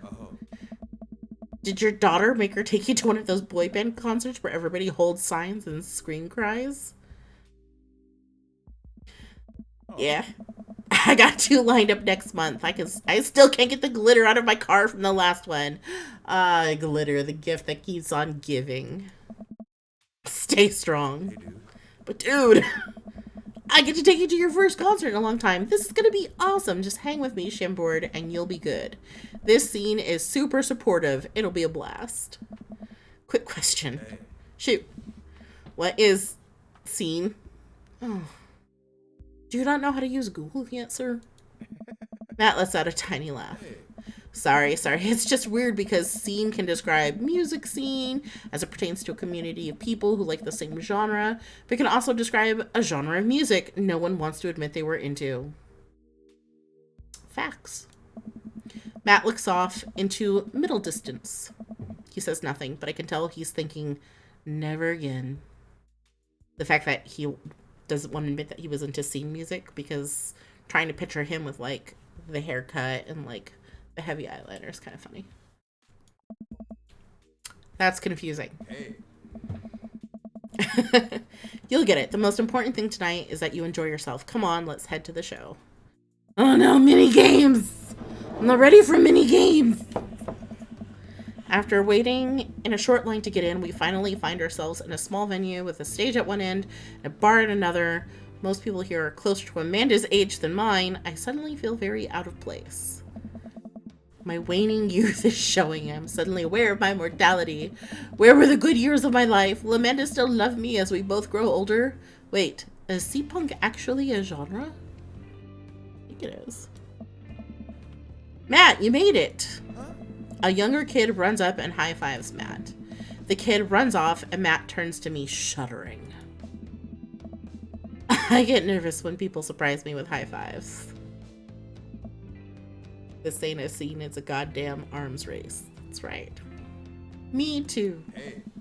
I'm like a small animal. Loud noises and large groups of people frighten me. Then why are we at a concert? Do you also enjoy curling up in a patch of sunlight to take a nap? Hey. That's my favorite thing to do. A couple of other people notice Matt's in the crowd and yell hey as well. Hey. Matt waves and hugs a couple of people. He seems really in his element here. Hey. Matt turns his attention back to me. I mean, he owns like one of the few coffee stores in the place, and he really likes music, so it makes sense to me that people at this show would recognize him. I am so afraid of all these people. Then why do you keep hugging them? Oh? Let's go grab a beer. Matt and I line up at the bar in the back where a couple of the older concert goers hang out. A couple of more people notice Matt and tip their drinks at him. I mean, really, that's how you can tell like where the age line is the older people hang to the back. That way your ears don't get blasted out usually. Hey. Seems like you're a popular guy out here. Yeah, I go to a lot of shows. This is a really cool spot. You are so contradictory. Hey. But it's time like these where I realize I can only be charming and funny for about 5 minutes before I run out of stuff to talk about. Hey. And then I become keenly aware of where my hands are. And that there's no comfortable place in your mouth for your tongue to rest. God damn it, now where do I put my tongue? Hey. In his mouth. See? Well, I've known you for more than 5 minutes, and I still think you're charming and funny. No, okay, just you wait. Hey. We grab our drinks. I keep forgetting that all this guy's lines are just a hey. This scene seems really friendly. I don't know why people wouldn't want to admit that they listen to it. Let's check out the merch. Hey. I was told not to. Oh, that's a look. Kid looks like he needs a shower. Matt and I cross over to a small booth in the corner room where a crusty-looking teenager, guards a selection of shirts and records. He singles me out from across the room and hops up on his chair. Step on up, get your merch here. I got t-shirts, I got tank tops, I got all the gifts and accoutrements a discerning concert goer of considerable taste might want. You! I gesture to myself, my face flushing red. Yes, you. You look like a fellow who knows their music. How's about a fine 12-inch long playing vinyl record made and distributed by Pup, Canada's premier punk rock outfit? You really say 12-inch long playing vinyl record? What? Totally. Tally ho, good sir. Please stop me. I sense some hesitation in your voice, buddy. Let me assure you, my reputation as a salesman of highest caliber is that this record cannot and will not let you down. Okay, Pablo, you can give it a rest. Final. The teen hops off his chair and takes a seat. Your friend looks lost, so I figured I'd give him the razzle-dazzle. How the hell are you, Dad? Hey. Day by day, my man. They do that thing where they high-five, but also turn it into a hug. Hey. Your mom doing better? She's still single. If you want to be my dad, I could make that connect. Yeah. And have to deal with you every single day? Fair enough. Who's your bud? Hey.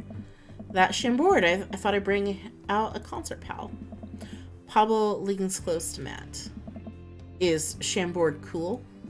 Matt eyes me. I eye him back. He cracks a smile. Yeah. Aw, he thinks I'm cool. Pablo brings me in for a bro hug. My dude. I'm not sure what to say, but give the courtesy 2 pats on the back, as is customary in our society for people you don't know super well, but still want to be friendly to. I thought it was 3 pats. I'm not gay. Let's pat. Oh, but I am gay. So, I'm gay. Yeah, that works. That's what has been told to me, by the way. I'm not just saying that. Hey. Pablo's a total card. Kid plays the hell out of a bass. Yeah, man. When are we starting our own witch house band? Witch house band. Oh. You know, I'm out of the game. It's a shame. You know that Vacant Veil would have slayed. You know, Vacant Veil would have slayed. I'll slay once you start actually making music instead of just printing a bunch of band shirts. 2 pats is you're cool. Okay, cool. We got the sickest logo. While Matt and Pablo talk, I check out the merch. These shirts are really nice. Looks like the opener's coming on. Let's get a spot up close. Oh. Matt and I walk over to the stage where a crowd begins to form. The band walks on stage and pick up a variety of strange instruments. Is that a harpsichord? The lead singer addresses the crowd. He has a mandolin slung across his back. 3 pats. I'm not gay, but fuck that. Time we should change it. Yeah, we should change it. I don't know what you could change it to. I can't think right now. Lead singer. Hey, what's up, everybody? We're Jonathan Jones and the Speakeasy Choir. My name's Daniel. Let's start the show. Oh no, these guys. What? Without time to respond, the band starts playing the most, I can't say this word, cacophonous noise I've ever heard. What is this? Matt doesn't say anything. He just hands me earplugs. Thanks. I put the earplugs in, and whatever the hell is assaulting my ears gets a lot quieter. For a band this bad, they sure do seem to be having fun. I guess that's what really matters. Hey. Jesus, that cellist just break his bow in half? I don't get this. Get this. This set seems to go on forever. There's no breaks in the songs, and I think one of the band's members' job is specifically just to burn poetry on stage. I turn to Matt and try to start a conversation. Nope. They got a lot of concerts out here, huh? What? Ask again. Drop it. Just drop it. He can't hear me, so I just stop and try to enjoy the music. Okay, no, this is impossible. How long have they been playing the same song? 10 minutes? 20? A year? Eventually, the set ends, but only after the drummer sprains his ankle during his saxophone solo. They promised it was part of the act as he was carried off stage crying. It's one hell of a saxophone solo. Matt and I both pull our earplugs out. Man, that was something. I promise Pup is much better.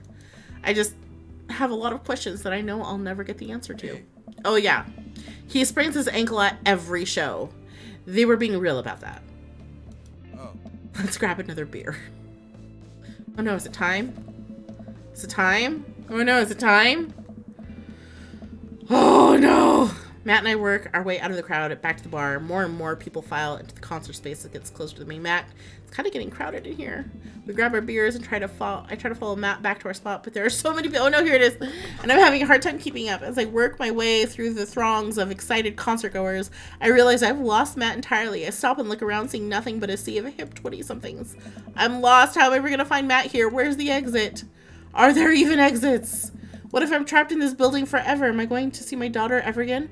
What if that terrible band gets back on stage? What if... Oh, suddenly a hand reaches out to grab me. It's Matt! Hey. Almost lost you, buddy. Phew, I got real nervous for a second there. Hey. You and me both, dude.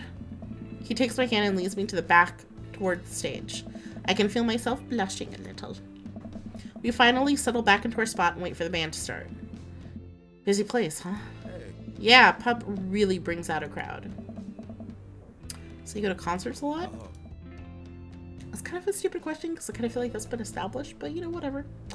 Oh yeah, one of my absolute favorite things in the world. I think it's one thing to listen to music and connect with it, but when you're in a room full of people connecting with the music just the same way that you are, that's magic.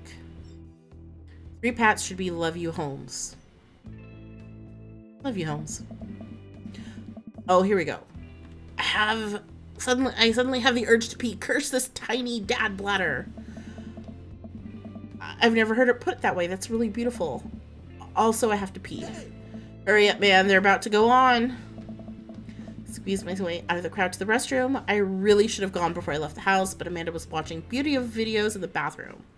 She had an eyeliner wing going halfway across her face, which was actually a pretty good look. I'm so proud of her. Make it to the restroom, finally, but it's one of those single-person rooms with a line forming outside of it. Okay, here we go. Here we go. As soon as I finish my business, the band starts. Crap. The people that were initially milling around the venue all crowd up against the stage as Pup plays their first song. How am I ever going to find Matt now? Okay. Okay, I can do this. I can do this. Here we go. Everyone's rushing to the main stage where Pup plays. I'm sure Matt will be up there. I gotta get there without being trampled by all these rowdy youths. Boy, the youths. I can't...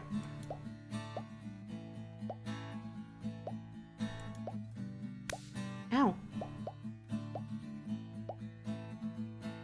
This is the part of the game where you should have been hearing a licensed tune. We worked really hard to Damn it. lock it down for you. We even got permission to whitelist the song for YouTube and Twitch.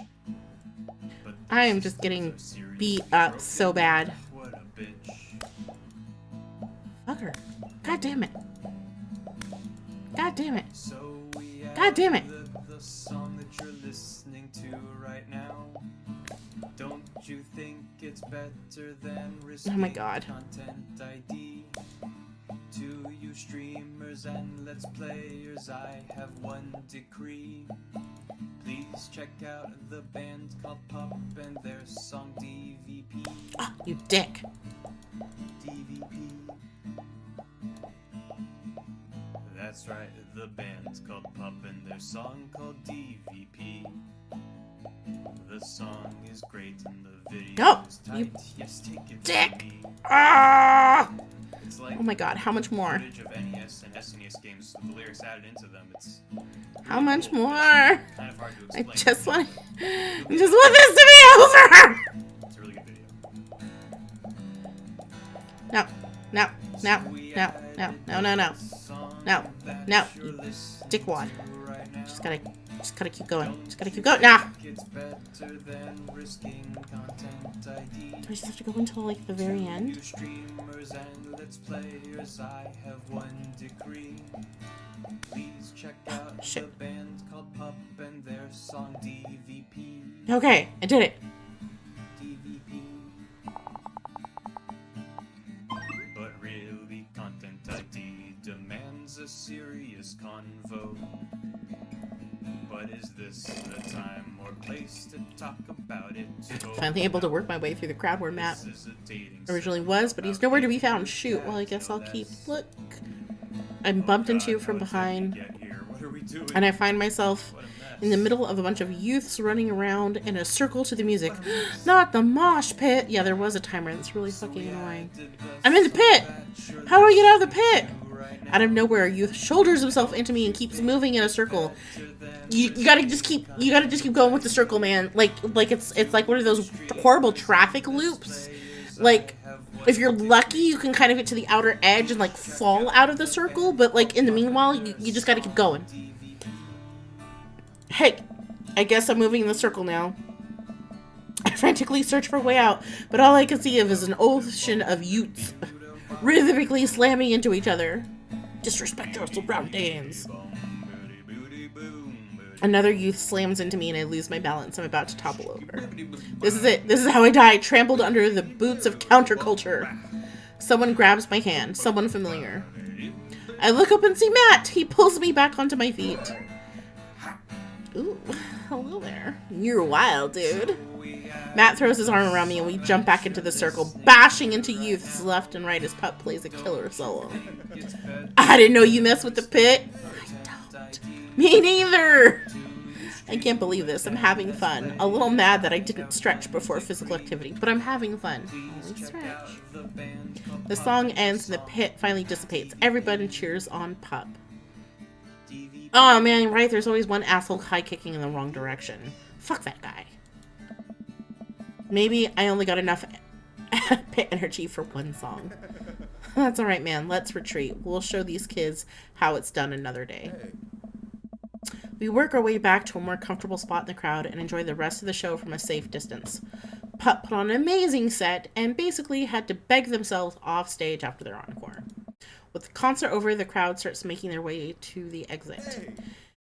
Hey, I'll meet you outside. Gotta say bye to a couple of people. I hang outside of the venue until Matt finally shows up. Hey man, thanks for waiting. Got you a present. Aw. Matt hands me the t-shirt I was looking at earlier. I'll never take it off. Whoa, thanks man. Saw you eyeballing it back at the merch booth. And I mean, anyone who tears it up that hard on their first time back to a concert deserves a reward. It's great because I'm going to be covered in bruises. The youth will finally come to me and say, I'm never taking this off. I will continually wear it until it is tattered and a little smelly so that I can truly embody punk fashion. Hey, Matt. Hey, it's Pup. Hey, dude, didn't realize you were here. I'm so glad I could make it. You guys put on a great show. Thanks. Well, see you around. I like how they gave him a little, like, cameo in this game. It's adorable. Does it smell like Pablo? Oh, the kid probably smells like Pablo, yeah. Wait, you know Pup?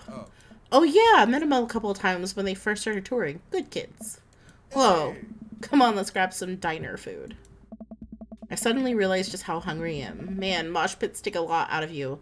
Oh yeah, going to like a Denny's or an IHOP after concert, the best. Unless you've had too much beer, in which case it's the worst. 3 of them are killing him. Matt and I walked into a tiny little diner with a cute neon sign. We tear into some bacon and eggs in a corner booth. I love how much they eat bacon and eggs in this game. So there I am in the pit trying to explain to the face tattoo guy that I didn't mean to elbow him in the face tattoo, but he's already seeing red. Not from the tattoo, which coincidentally was red. He's lumbering toward me and there's nowhere to go. It's the end for me, right? That out of nowhere I get this idea. I just lean back and spread my arms. And just like that, I'm crowd surfing away from him in slow motion. You should have seen the look on his face. F's for Mini. Oh man, Mini Gourmet. F's in the chat, yeah. Bought him a beer afterward and we were cool. We still follow each other on social media. He has beautiful kids. Glad you guys worked it out. Yeah, man, just goes to show you that punk's not dead. It just drives a minivan and has to hire a babysitter. Ouch. So how did you get to see all these amazing concerts? Oh, I used to tour in a band. We were small, but it got us to travel all around the States. Whoa. I mean, we were poor and we had to scrape a lot together just to survive, but I wouldn't trade those experiences for anything. And then you met was Carmencita's mom a groupie that you just happened to knock up? Like, where did Carmencita come from? They do. But yeah, that's how I knew a bunch of those people at the show. Music like this builds an amazing community, especially in a town like this. Just a lot of positive energy and good vibes. Got that feeling. Plenty of friendly people, especially that Pablo kid. Hey. Oh man, everybody loves Pablo. His mom's been raising him on her own, and you can tell that it's been tough on both of them. I know he looks up to me, so I try to help him out whenever I can. That's sweet. That's really nice of you. Hey. Thanks. Single parents really have to look out for each other. How's Carmencita? She says she wants to learn the drums. Yes, we need more lady drummers. Oh boy. Hey. It'll be loud, and I'll need to take a lot of aspirin, but I'll manage. Can't really blame her. Pablo is Matt's other child. Oh, that would be terrible. I'm suddenly grateful that all of my daughter's hobbies are super quiet. Photography, collaging, whatever it is she does on the internet. Thanks, Amanda. I'm trying to be supportive of Carmencita's rebellious phase, but I guess that kind of defeats the purpose of it, doesn't it? I think it would be a good daddy-daughter activity to try to find something to rebel against together. Hey. Like what? Fashion, consumerism, big budget remakes of foreign films. Consumerism. Why do we gotta get up early the day after Thanksgiving and line up to buy things? Why can't we, like, share things? Comrade, you're speaking of dangerous things here. He and I laugh. We keep digging into our plates of big, greasy diner food. The breakfast I ordered for dinner is absolutely hitting the spot. Hey. And being a single dad is rough sometimes. It's a lonely feeling. I understand that all too well. I mean, at least we have the rest of the dads to talk to. Yeah, I don't know. I get really nervous sometimes talking to people. You keep saying that, but then, like, you keep talking to all these people. Like, it doesn't make any sense. Matt gets nervous talking to people, but he's so cool. Me too. Yeah, I didn't get any plants on that answer, but I thought it worked. I never really considered myself an extrovert, but I never really considered myself an introvert. I'm just uncomfortable in every situation always. You're fine. You're actually really easy to talk to, you know that? I smile. Matt and I spend the rest of the night trading daughter stories. Turns out our kids are a lot alike. We finish up our late night dinners and head out. We walk back to the cul-de-sac, back to our respective houses. Tonight was a blast, man. Loved it. Although I'm probably going to feel it in my knees in the morning. Ooh, yeah. You and me both. I don't usually like going to these things alone. It was really cool to have you there with me. I'm glad. Hey. Alright, I'm calling it quits for the night. Stay cool, man. He called me cool. Matt called me cool. I walk into the house with my heart in my throat. Amanda pops her head out from her room. Hey, Pops. How was the show? Matt thinks I'm cool. You don't say. Amanda Pan and Matt thinks I'm cool. Blind leading the blind, huh? Wow, I just got dunked on by my own child. Unbelievable. Hey, oh man, they dunked on me. Hey, Amanda, remind me which one of us tore it up in the pit at a punk show and one of us just spent 4 hours probably watching Tiny House Hunting Amish Triplets Extreme Edition? First of all, how dare you? That show is a classic. Oh my god, I hate her. Second of all, you moshed in the pit. Who even are you? I am your extremely cool dad. Alright, I'm hitting Hey Pops. I'll see you in the pits. Night, kiddo. Okay. Date complete. Oh, right. Bonding grudge, cool punk. Why is my cool so low? Like, he thought it was cool. B. I'll give that record another spin. Why not? Cell phone holster. Holster. Got an achievement. King of Carol Flowers. I don't know what that means.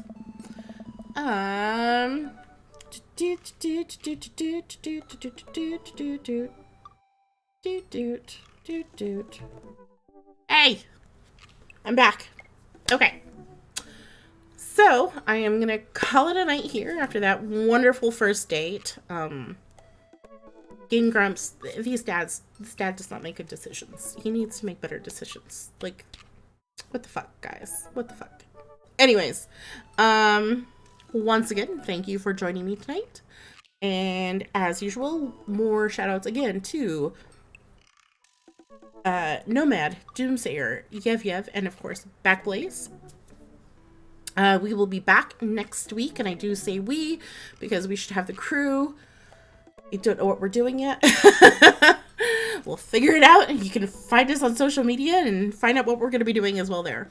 But until then, I will see everyone next week, and have a great night. Bye!